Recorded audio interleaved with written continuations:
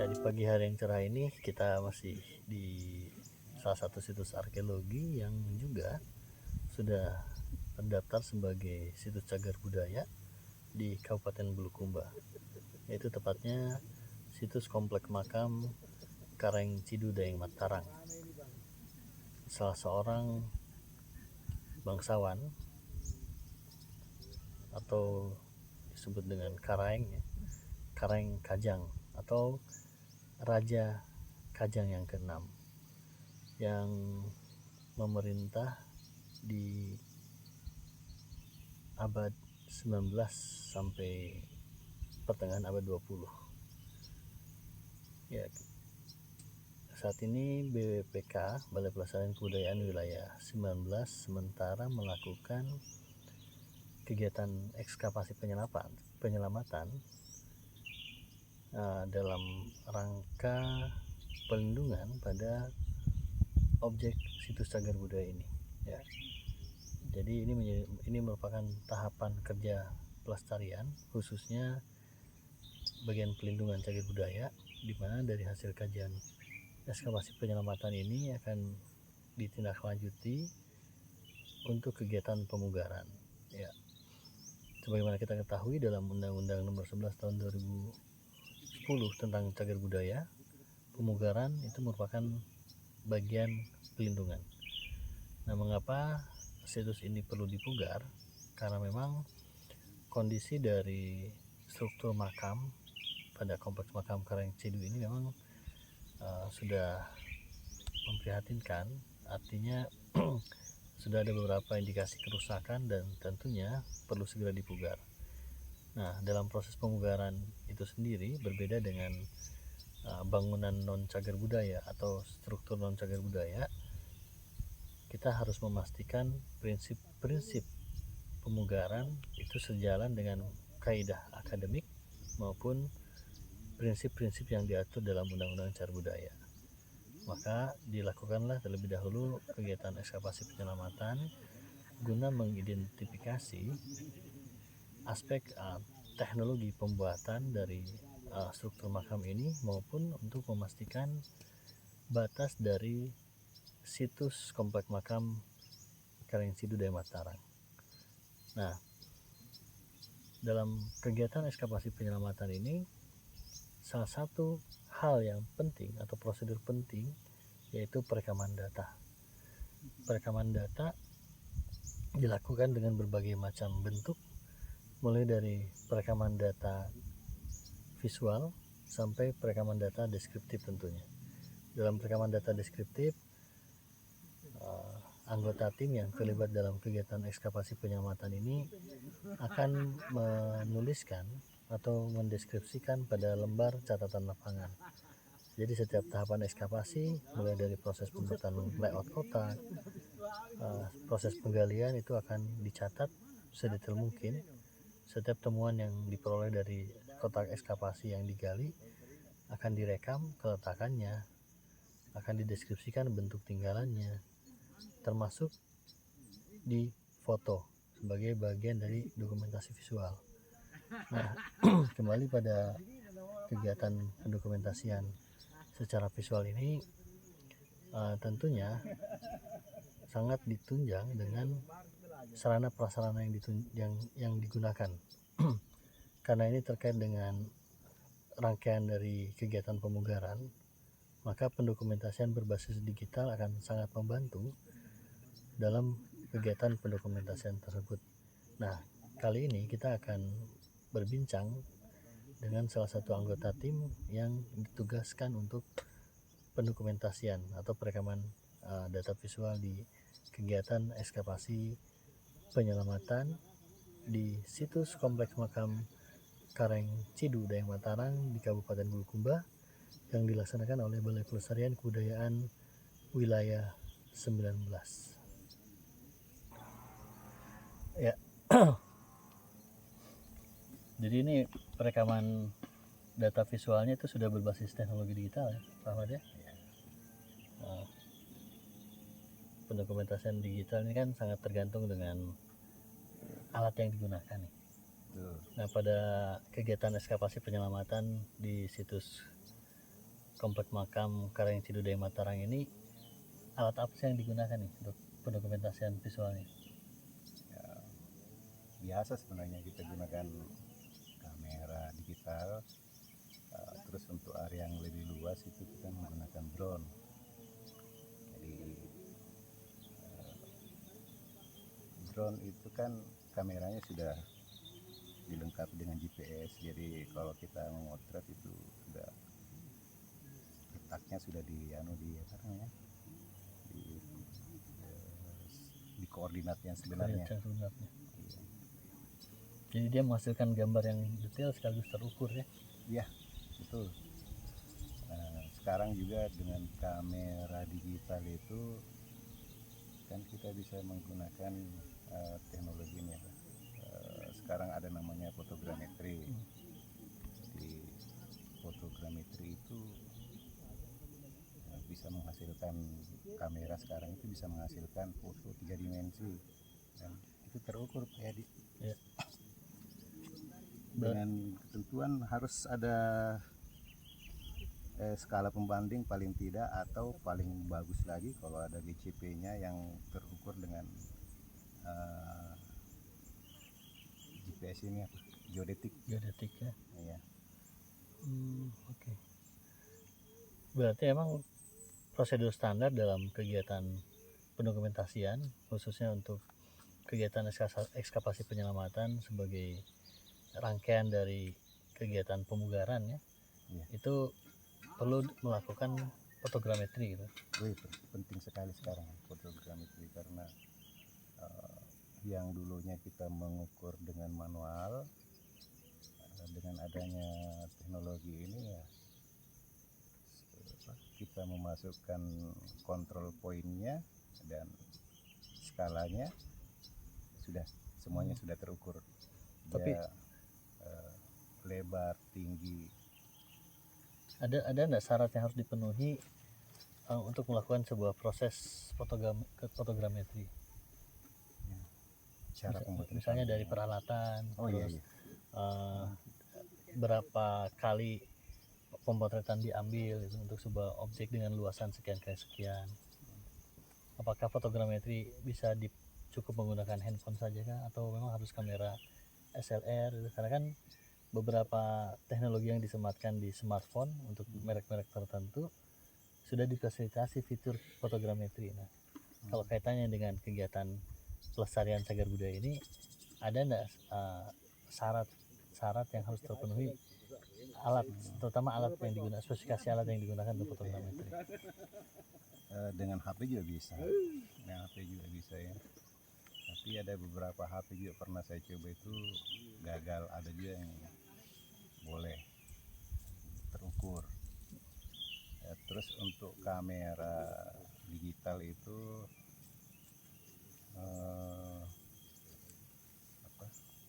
harus beberapa foto ya tadi. Tergantung ini saja besaran yang kita mau buat fotogrametrinya. Jadi syarat utama itu dia harus bertambalan foto satu dengan yang foto yang kedua itu, misalnya dia itu minimal 60%. Minimal 60%. Jadi ini foto satu, terus foto kedua itu 60% pentambalannya dengan foto ketiga dan seterusnya. Jadi kalau misalnya luas area kita mau buat itu lebih luas ya, pasti lebih banyak lagi foto yang digunakan. Berarti kan sebenarnya ini ini kan fotogrametri itu kan metode ya, metode pendokumentasian dengan menggunakan alat berupa kamera, di mana kamera itu digunakan untuk mengambil beberapa frame pada sebuah objek yang akan didokumentasikan. Nah, dalam konteks makam Karang Cidudai Mataram ini kan cukup luasnya arealnya ya, cukup luas. Ada sisi barat, sisi utara, sisi timur, sisi utara, sisi selatan, lalu ada bagian atas juga. Nah, ini bagaimana teknis pemotretannya ini sehingga bisa menghasilkan data fotogrametri? Ya agak sulit ya, karena ini lumayan tinggi. Jadi dan kita tidak ada pijakan untuk mengambil gambar ya untuk bagian atasnya. Tapi kalau kita mau berusaha ya biasanya bisa ya. Jadi caranya itu kita mulai dari dinding dulu, dinding makam atau yang permukaan tanah dulu, yang kita sekaligus dalam frame itu terambil dengan dindingnya. Jadi dinding tidak tergantung ya, jadi kelihatannya tidak ada nyambung tanahnya terus dindingnya. Itu jadi kita keliling dulu, kita foto keliling, dinding selesai, terus kan kita putari objeknya, putari objeknya. Putaran kedua itu kita lebih tinggi lagi, kita putari lagi, terus putaran ketiga tampak atas. Tapi cara pengambilannya itu apakah tetap masih pakai kamera atau sudah menggunakan kamera drone untuk ambil tampak atas? Bisa digabung drone dengan kamera biasa, bisa juga dengan kamera biasa, cuma agak repot karena kalau dia di puncak ini, apa namanya ini kan tinggi nisannya kan ya? Nisannya tidak mungkin lah kita ambil ya. Jadi pasti ada distorsi di situ kalau kita menggunakan kamera biasa. Jadi bagus kalau kita menggabungkan dengan drone atau sekalian kita pakai drone juga bisa. Itu lebih mudah. Jadi bisa saja teknik untuk pengumpulan data dalam tahapan fotogrametri ini langsung kita menggunakan kamera drone gitu. Iya, lebih mudah. Kalau dengan kasus yang begini nih lebih mudah dengan drone karena dia tinggi. Nisannya ini hampir 3 meter. Jadi fotogrametri sebenarnya ketika kita akan melakukan sebuah pendokumentasian fotogrametri, kita harus menyesuaikan dengan karakteristik objeknya dulu ya, agar kita menentukan berarti alat ini yang cocok dipakai. Oke, berarti pada dasarnya memang sebelum ke lapangan untuk melakukan pengumpulan data berupa fotogrametri, kita harus tahu dulu karakteristik dari objek yang akan kita fotogrametrikan ya. Agar tidak salah senjata nih sebenarnya. Betul. Nah disitulah pentingnya sebelum ke lapangan itu kita harus tahu dulu lawan kita siapa ini. Betul. Nah terus ini kan situs ini kan di area terbuka ya, dimana intensitas cahaya kan bervariasi, pagi, siang, sore kan beda tuh. Terus sebagaimana kita ketahui kan pemotretan baik mau pakai kamera mau pakai drone pada dasarnya kan sangat terpengaruh juga dengan intensitas cahaya. Nah dari pengalamannya Pak Ahmad ini dengan model situs seperti ini, karakteristik lanskapnya, waktu yang timing yang paling pas itu untuk ambil fotogrametrinya jam berapa? Agak berbeda ya teknik pemotretan fotografi dengan fotogrametri. Kalau fotografi kita sedikit melawan cahaya dari samping cahayanya terus kita motret itu paling bagus. Masalahnya fotogrametri ini bukan hanya satu sisi yang kita mau ambil, harus semua sisi. Jadi waktu yang paling bagus itu nanti kalau cahayanya itu merata. Cahaya merata dalam hal ini kalau jam 12 itu pas di tengah itu boleh. Tapi biasanya cahayanya terlalu keras. Jadi kalau pengalaman saya paling bagus itu jam 5. Jam 5 itu cahaya tidak keras tapi merata. Bayangannya juga tidak terlalu keras. Tidak terlalu ekstrim ya. Karena bayangan yang ekstrim itu justru menutupi objek yang terkena bayangan itu tidak jelas di situ ada apa. Bisa jadi bolong ya. Bukan bolong, gelap. Jadi misalnya di situ seperti ini susunan batu. Jadi kalau bayangannya terlalu keras atau terlalu gelap itu kita tidak bisa mengidentifikasi batas susunan batunya di mana ini.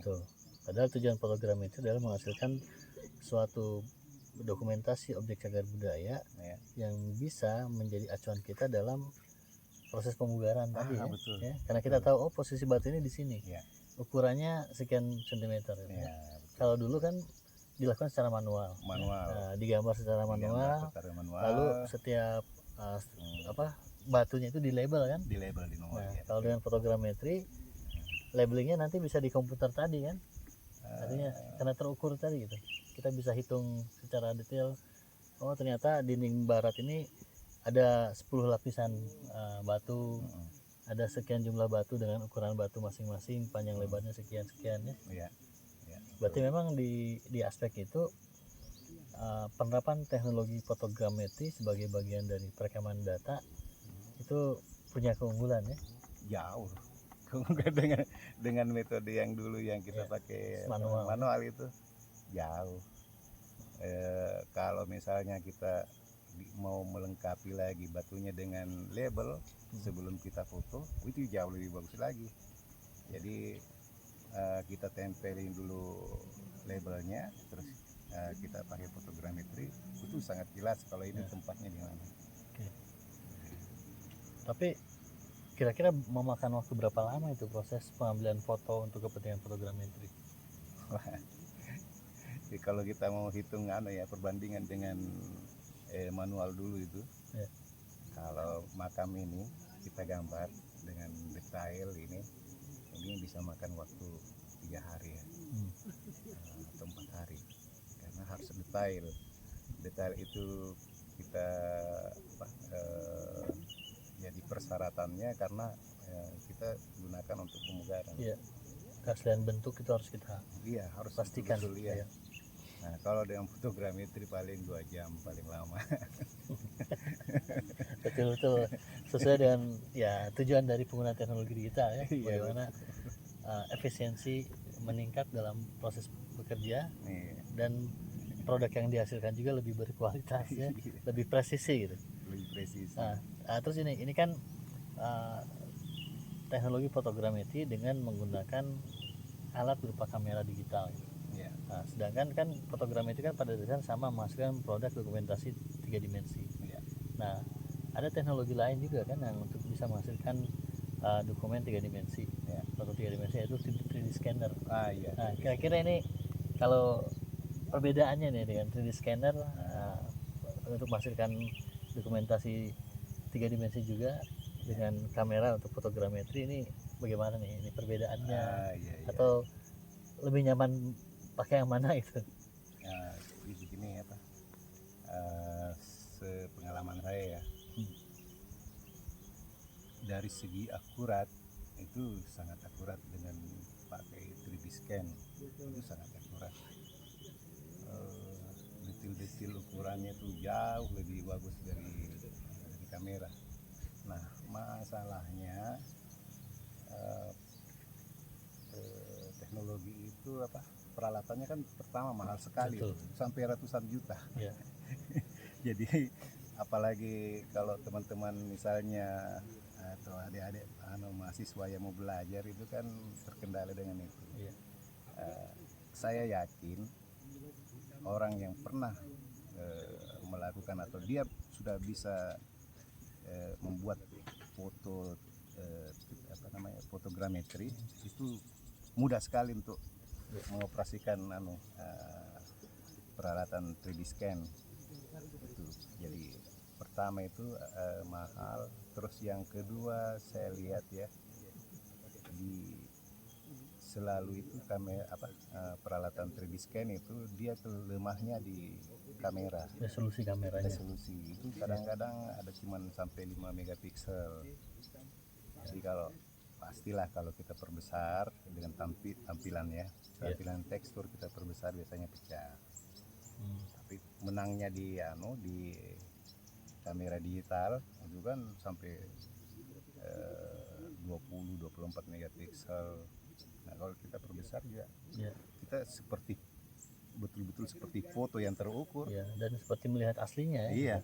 Dan itu dibutuhkan apalagi kalau dalam konteks pemugaran, gambar detail baik ukurannya maupun resolusi warna itu akan sangat dibutuhkan. Betul. Saya pendapat juga memang untuk menghasilkan sebuah produk dokumentasi 3 dimensi memang betul banyak teknologi digital yang kita bisa gunakan. Tetapi itu yang harus kita pelajari dengan baik teknologi digital apa yang paling tepat, yang Iya. paling cocok gitu. Iya. Bukan masalah yang paling mahal. Oke. Iya. Iya. Kalau misalnya teknologi digitalnya tidak terlalu mahal tapi hasilnya cukup untuk kebutuhan kita, itu yang kita pilih ya. Iya, betul sekali. Apalagi kalau sekarang kan ya tadi kalau kita mau menggunakan 3D scanner misalnya yang portable, yang harga murahnya kan ratusan juta tuh. Ditambah maintenance-nya juga kan lumayan tuh ya. Sekali rusak biayanya juga lumayan juga gitu. Padahal ada alat yang lebih simpel, yang menghasilkan suatu produk 3 dimensi yang sesuai juga dengan untuk kepentingan kita dalam pelestarian ya. Ya seperti itu. Tapi tadi kan ada kelemahan nih. Salah satu aspek keunggulan dari 3D scanner adalah ukurannya yang betul-betul bisa sangat detail ya, sangat detail. Berarti untuk menutupi kelemahan ukuran tadi dari penggunaan teknologi fotogrametri dengan menggunakan kamera, tetap harus di backup dengan pengukuran secara manual gitu atau gimana? Iya betul. Jadi jangan terlalu kita membuat foto 3 dimensi terus kita terlalu yakin ya. Bagaimanapun dia misalnya kita anggap itu akurat, tetap ada pengukuran beberapa titik yang kita harus ukur, dan itu kita harus uji di hasil olahan kita. Apakah benar ukuran itu sudah sesuai? Kalau tidak berarti ada yang salah di pengolahan kah, atau cara pemotretan kita kah, atau sewaktu kita memberi titik control point-nya, bioreferensi ya. Jadi kalau dibuatkan prosedur kerja ini, tahapan-tahapan dalam sebuah kegiatan pendokumentasian fotogrametri itu kalau diurut apa saja ini? Pertama kan tadi mengetahui terlebih dahulu karakteristik objek kan. Yang kedua setelah kita tahu karakteristik objek, kita menentukan peralatan yang sesuai untuk kita gunakan. Lalu yang ketiga pas ke lapangan kita akan verifikasi data yang kita peroleh dari desk study tadi untuk mengamati observasi langsung di objek akan kita fotogrametrikan kan. Termasuk tadi timing yang tepat gitu. Timing yang tepat karena kalau misalnya tadi kan berdasarkan pengalaman itu pas sekali kalau jam 5 ya, pukul 5 sore gitu. Kalau tidak hujan ya. Nah ini kan kendala di lapangan kan kadang kita tidak bisa perkirakan ya. Apalagi sekarang cuaca kan berubah-ubah gitu. Nah ada alternatif lain terkait dengan timing gitu. Seumpama tadi jam 5 sore tidak bisa dilakukan karena hujan, sedangkan waktu di lapangan kan terbatas tuh, harus ada produk yang dihasilkan. Nah berdasarkan pengalamannya Pak Ahmad ya, dikaitkan tadi dengan tahapan tadi, mana yang lebih ideal fotogrametri itu dilakukan sebagai langkah tahapan pertama dalam kegiatan kegiatan pelestarian cagar budaya ini, atau setelah kegiatan ini mau selesai gitu. Misalnya ini kan ekskavasi penyelamatan. Apakah fotogrametri, pengambilan foto untuk fotogrametri itu lebih bagus kalau dilakukan sebelum dilakukan ekskavasi atau setelah selesai ekskavasi? Dua-duanya. Ya. Jadi tadi masalah tahapan cuaca itu tidak bisa. Tidak bisa. Baik itu kita menggunakan kamera atau kita menggunakan 3D scan. Itu sama-sama dua-duanya tidak boleh. Karena air itu musuhnya. Terus kalau tahapannya apakah dia sebelum atau sesudah, kedua-duanya Pak Yadi. Jadi sebelum ada proses pengerjaan kita foto dulu, jadi kita ketahui itu kondisi existing ya, jadi dia bentuknya seperti apa yang sebelum pengerjaan. Terus kalau misalnya dia dieskavasi, sebelum dieskavasi kita fotogrametri dulu. Terus tahapannya juga kalau misalnya kita menemukan misalnya temuan yang agak dia signifikan atau sangat penting, itu sebaiknya dibuatkan itu fotogrametri khusus untuk temuan ini. Karena kadang-kadang misalnya ada yang teman yang lupa mencatat atau catatannya hilang, dengan adanya itu membantu sekali karena warna, posisinya temuan dari barat atau dari timur itu ketahuan, terus kedalaman temuan itu terekam semua. Tapi itu berarti pengambilan foto untuk kepentingan fotogrametri itu sebenarnya bisa dilakukan bertahap ya, tidak mesti dalam satu sesi gitu. Tadi kan durasi misalnya dengan luasan objek sekitaran 8 meter ini ya, itu bisa diselesaikan 2 jam. Itu maksudnya 2 jam itu satu kali pengambilan gambar ya. Oh, itu untuk area yang luas. Nah, tapi kalau dibuat bertahap boleh saja, misalnya hari pertama sisi barat, hari kedua sisi timur, baru nanti pada saat processing baru digabung, atau harus satu kali? Sebaiknya satu kali, karena kadang besok itu kan kalau dengan jam yang sama biasanya kan betul, pencahayaan tidak persis sama, sulit kita mau ini. Jadi belang kalau kita mau tempel-tempel fotonya jadi belang. Oh, kok ini beda ya. Ada satu lagi yang pengalaman ini Pak ya tentang ini perbedaan kamera dengan di scan. Kalau kita membuat foto 3 dimensi perekaman 3 dimensi itu di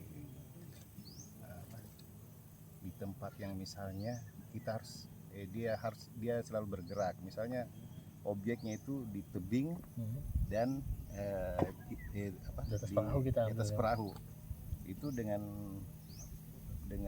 3D scan itu nggak boleh, karena dia harus statis. Ada tripodnya dan diukur apa namanya tuh levelnya, baru dia bisa dioperasikan. Tapi kalau dengan kamera kita bergerak pun tidak masalah. Ya. Yang penting tadi georeferensinya sudah kita tentukan terlebih dahulu gitu. Iya, kita harus ambil titik-titik tertentu untuk referensi ukuran. Berarti tahapannya itu sebelum diambil pemotretan untuk fotogrametri. Oh iya. Jadi harus ada harus kita menempatkan GCP namanya. Jadi kita buat apakah itu di atas kertas yang kita beri tanda silang dan kita kasih nomor. Misalnya GCP 01, GCP 02, yang kita sebarkan di tempat yang kita mau foto. Nah, GCP itu ada nilainya. Jadi misalnya ukuran GCP 1 ke 2 itu berapa meter. Nah, itu nanti yang menjadi titik kontrol kita kalau kita sudah mengolah hasilnya. Jadi kalau misalnya di GCP 1 ke 2 itu kita ukur itu 2 meter. Nah, terus setelah pengolahan kita ukur dia 2,5 atau dia lebih dari 2 meter, berarti tidak akurat. Dia referensi untuk memastikan akurasi dari ukuran itu ya. Tapi dalam penempatan GCP itu ada enggak kaidah atau syarat-syarat yang berlaku bahwa GCP ini harus ditempatkan di titik ini dan seterusnya? Ya, biasanya saja ya Pak. Yang penting itu dia mudah terlihat kalau kita foto. Prinsipnya itu mudah terlihat ya. Nah itu dan penempatannya itu biasanya saya gunakan ada yang di ground atau di permukaan tanah dan ada yang saya tempel di atas. Dan saya ukur. Saya ukur jadi dari permukaan tanah terus di tempat yang tertinggi itu berapa. Nah, nanti itu jadi kontrol saya kalau sedang pengolahan. Berarti pengetahuan praktis terkait dengan geometri, terkait dengan matematika sederhana yang dibutuhkan oleh fotografernya.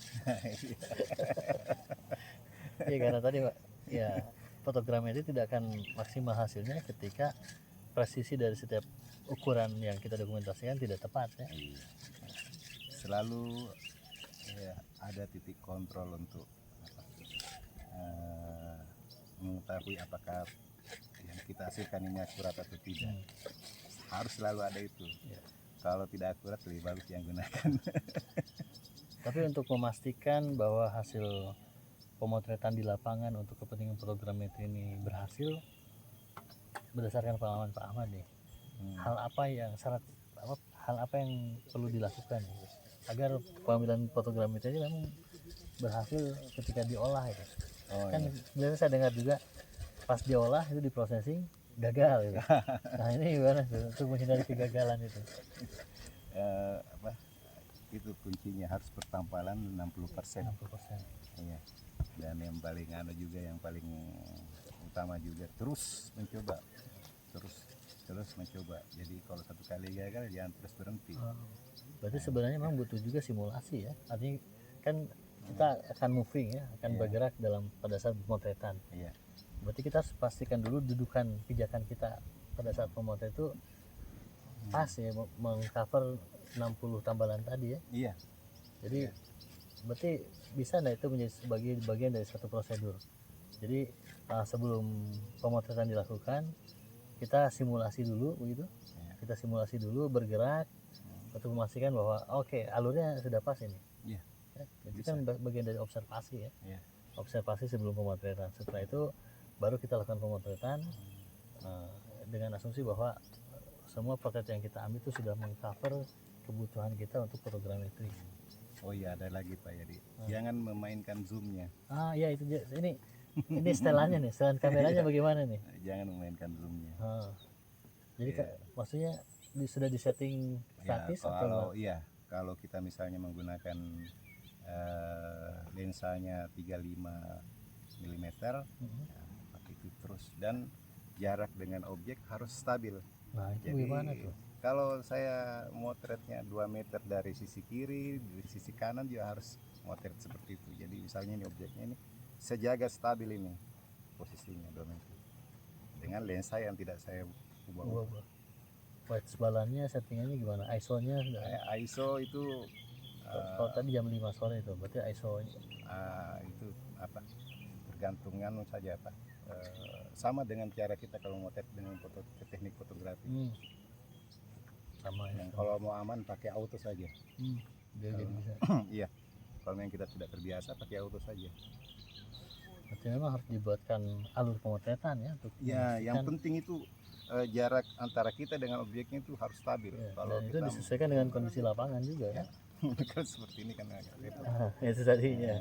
Ini kan kalau kita lihat toh, ini untuk konteks situs Komplek Makam Karang dari Mataram ini kan areal sisi timur, bidang sisi utara kan beda-beda nih.